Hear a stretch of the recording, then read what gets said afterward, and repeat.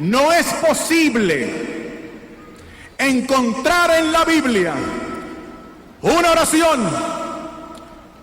o una palabra, una coma, un punto que justamente interpretados contradigan la excelencia y la doctrina de esta Santa Iglesia Católica. Descubrí que esta es la iglesia de la Biblia y que no hay en la Biblia nada que contradiga la excelencia y la doctrina de esta Santa Iglesia Católica. ¡Nada! Léelo conmigo, Éxodo 20. Dios pronunció estas palabras: yo soy Yahvé tu Dios, que te he sacado del país de Egipto, del lugar de esclavitud. Ahora aquí yo te pongo te enumero los que yo veo y encuentro que son los 10 mandamientos. 1. No tendrás otros dioses fuera de mí. 2. No te harás escultura ni imagen alguna de lo que hay arriba en los cielos, abajo en la tierra o en las aguas debajo de la tierra. No te postrarás ante ellas, ni les darás culto, porque yo, Yahvé tu Dios, soy un Dios celoso que castigo la iniquidad de los padres en los hijos hasta la 3ª y 4ª generación de los que me odian, pero tengo misericordia por 1000 generaciones con los que me aman y guardan mis mandamientos. Esto que leí es directamente de la palabra de Dios. Por ejemplo, los dogmas marianos fueron revelados por Jesucristo. Están en la palabra de Dios. ¿Cuál es la fuente de la doctrina de la Asunción de María? La Asunción de María viene a través de la doctrina de la Iglesia, a través de los papas. Fue evolucionando. La doctrina de la Asunción de María, la Iglesia Católica Romana, pues si se basa en falsas tradiciones.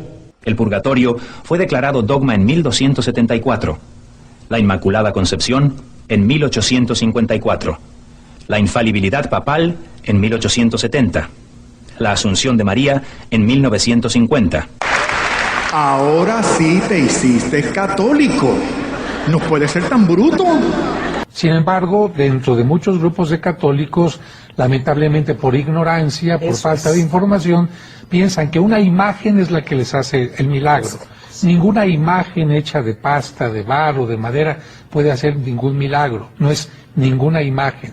Ni la Virgen María ni ningún santo pueden hacer milagros, mucho menos objetos o rituales. Es únicamente Dios. Ese es el gran error del marianismo o de la doctrina de María, que se pone a María, la Madre de Jesús, en el mismo lugar que a Jesucristo. El papel que Nuestra Señora juega en la Iglesia Católica en todo el mundo, no solo en Guatemala, es de corredentora. Es decir, ella junto con Jesús ayudó a la salvación de la humanidad. Las estatuas son tratadas como cosas sagradas, aunque los 10 mandamientos prohíben tanto el hacerlas como el inclinarse ante ellas y rendirles culto. María es proclamada como mediadora de toda gracia, a pesar de que el Nuevo Testamento enseña que solamente hay un mediador entre Dios y los hombres, Jesucristo hombre. Esta iglesia es santa. En la Iglesia Católica estamos llenos de homosexuales. Por supuesto. Hay homosexuales en las parroquias que son catequistas, que ayudan en el apostolado, que van de misión, que están en los grupos juveniles y cosas así. ¿Por qué cuando se trata del apostolado y del trabajo se les reconoce? ¿Y por qué en un momento determinado, y regreso a esa mala imagen que los homosexuales tendrían que tener más cuidado? Estas son las imágenes que sacuden hoy al Vaticano. La revista italiana Panorama publicó hoy Las noches bravas de los curas homosexuales, una investigación con imágenes y relatos inéditos de la presunta doble vida de algunos sacerdotes en Roma. Un cronista y un cómplice infiltraron con una cámara encubierta el ambiente homosexual en Roma y descubrieron a 3 sacerdotes, 2 italianos y un francés, que de noche participan en fiestas gay, tienen relaciones sexuales homosexuales con acompañantes del sexo masculino y de día ofician misa. En una ocasión, según publica el semanario, el cómplice le pide a uno de los curas ponerse la sotana y luego mantiene relaciones sexuales con él. En otra oportunidad, después de tener relaciones sexuales con el cómplice en una habitación frente a una iglesia católica, el cura abre un ropero y muestra sus hábitos y le pregunta a su amante ocasional si está satisfecho. Según las entrevistas de Panorama, uno de los sacerdotes dice haber descubierto su homosexualidad hace 3 años y asegura que el 98% de los sacerdotes que conoce es homosexual.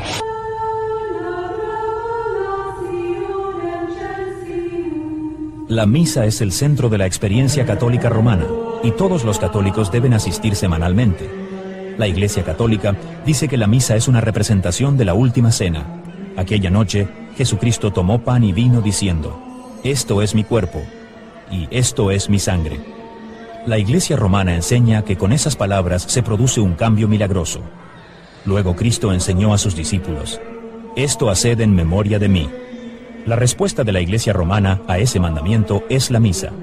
Cuando el sacerdote católico romano pronuncia esas palabras de Cristo de la última cena, los católicos creen que se produce un cambio en el pan y el vino, que realmente se transforman en el cuerpo y la sangre de Jesucristo. El catolicismo romano enseña que un milagro se realiza cuando el sacerdote dice: «Tomad y comed todos de él, porque esto es mi cuerpo que será entregado por vosotros». La Iglesia Católica enseña que la hostia deja de ser pan y ahora es realmente el cuerpo de Cristo. Entonces, sencillamente teníamos que aceptarlo así. O sea, era difícil de creer, porque realmente comías y te daban a probar la forma. Y decías, antes de que fuera consagrada, tú te la daban a probar. Sí, es pan realmente, sabe a pan. Pero después de consagrada, cuando tú ibas a recibir la comunión, bueno, pues sigue sabiendo a pan. Si el pan y el vino son transformados en cuerpo y sangre de Jesús, ¿por qué no cambia su apariencia en la consagración en la misa? Usando una combinación de teología, filosofía y misticismo, la Iglesia ha propuesto una teoría llamada transubstanciación, que dice que la naturaleza interior del pan y del vino cambia, mientras su apariencia sigue igual. Pero siendo que el pan no cambia en su apariencia, ¿no tendría más sentido si comprendiéramos las palabras «esto es mi cuerpo» como figurado? ¿Acaso no empleaba Jesús el sentido figurado en su enseñanza? Jesús dijo: «Yo soy la vid verdadera». Y nadie piensa literalmente que Jesús fuera una vid, sino que es el significado, es un símil, para que nosotros podamos entender mejor lo que Jesús quiere decir. Por lo tanto, cuando Jesús dice: «Esto, mi cuerpo, que por vosotros es entregado», simboliza que aquel pan que se rompe y se da a las personas para que lo coman, simboliza y representa su cuerpo entregado por nosotros. La mayoría de las denominaciones cristianas entienden el significado del pan y del vino como símbolos. Sin embargo, la Iglesia Católica Romana enseña que se convierten literalmente en el cuerpo y la sangre de Cristo. La Iglesia dice que este cambio es necesario para que los católicos puedan recibir a Cristo como alimento espiritual y a la vez adorarle porque está presente. La hostia, el pan sin levadura, en la que yo creía que estaba Jesucristo allí en cuerpo y sangre. Y adoraba, más que a las imágenes, a la hostia. Yo pasaba muchas horas delante de lo que nosotros llamábamos el Santísimo, adorando la hostia. ¿Y por qué la ex monja ya no adora así delante del Santísimo? Porque yo creo en el Dios verdadero, porque yo creo en lo que me dice el Señor, en su palabra. A través de toda la palabra dice: no te hagas imágenes. No obstante, la Iglesia Católica enseña que el pan y el vino deben y tienen que cambiar, no solamente para que Cristo pueda ser recibido y adorado, sino también para tener un sacrificio visible como la naturaleza humana requiere.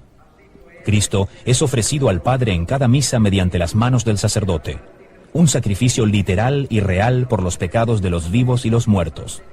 La Santa Misa, para los católicos, es realmente un sacrificio en el cual Cristo otra vez vuelve a ofrecerse en la cruz. pero es un sacrificio incruento, es decir, sin sangre. Es inconcebible que tenga que seguir muriendo cada día por nuestros pecados, como si su obra no fuera suficiente. Él necesita repetirla una y otra vez. ¿Qué es eso? Estamos minusvalorizando el sacrificio de Cristo en la cruz. No, Él es Dios, Él no es ningún hombre que murió por nosotros, Él es Dios y su obra es suficiente de una vez para todas. Las escrituras son claras, pero los errores persisten. El sacrificio de la misa continúa celebrándose, a pesar de las últimas palabras de Cristo en la cruz. Consumado es. La creencia de que la naturaleza del pan cambia en la misa no fue añadida como dogma hasta el Concilio de Letrán en 1215, cuando por primera vez la Iglesia romana oficializó la teoría de la transubstanciación. Profesores en el pizarrón estaba escribiendo todos los años en los que habían sido establecidos los diferentes dogmas de la Iglesia. Y al final, luego que estuvo todo escrito, dijo, bueno, ¿qué sería de la Iglesia Católica si tuviéramos que anular todos estos dogmas? Y él mismo razonando dijo, yo creo que quedaríamos en nada.